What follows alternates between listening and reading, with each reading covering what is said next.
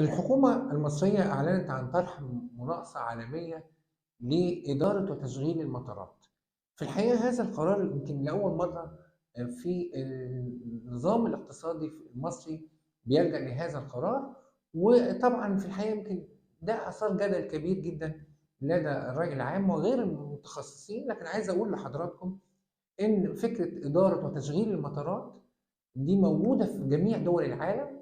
يكفي إن حضراتكم تعرفوا إن مطار هيثرو اللي هو أكبر مطارات أوروبا وإنجلترا، هناك شركات متخصصة في إدارته، بل إن شركة زي شركة أبو ظبي ب يعني بتطرح فكرة إن هي تشارك في ملكية هذا المطار.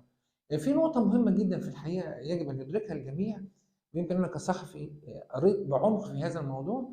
الإدارة والتشغيل لا تعني بحال من الأحوال أي نوع من أنواع السيادة الخاصة بالدولة في هذه المطارات، بمعنى إن كل أعمال السيادة بتمارسها الدولة داخل المطار كما هي، ولكن الإدارة والتشغيل يتعلق بالخدمات اللوجستية، يتعلق بالأداء التكنولوجي الموجود، نظام الحجز، نظام الخدمات، الرسوم، كل ده بيتعلق بالشركات اللي بتتولى عملية الإدارة والتشغيل. طبعًا ده بيكون مقابل مليارات الدولارات اللي هتدخل خزينة الدولة المصرية.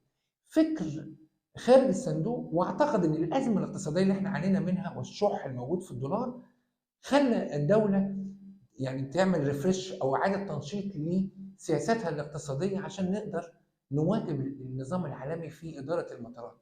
اضافه عظيمه جدا في الحقيقه للمطارات المصريه هنلمسها، بس زي ما يمكن ما الخبراء بيقولوا احنا لابد ان يكون افضل شركات في العالم هي اللي تتولى هذه المهمه، لان دي سمعه الطيران المصري وسمعه السياحه المصريه. خطوة طرح المطارات للإدارة والتشغيل ده من شأنها في الحقيقة إنها هاجلب مزيد من السياحة المصرية، اللي معناها مزيد من الدولارات والعملات الصعبة، معناها مزيد من تقوية العملة الوطنية الجنيه المصري، وخاصةً إن في مشروعات بالتوازي زي رأس الحكمة، وما يقال عن رأس جميلة في البحر الأحمر، وما يقال عن ريفيرا العلمين في الساحل الشمالي.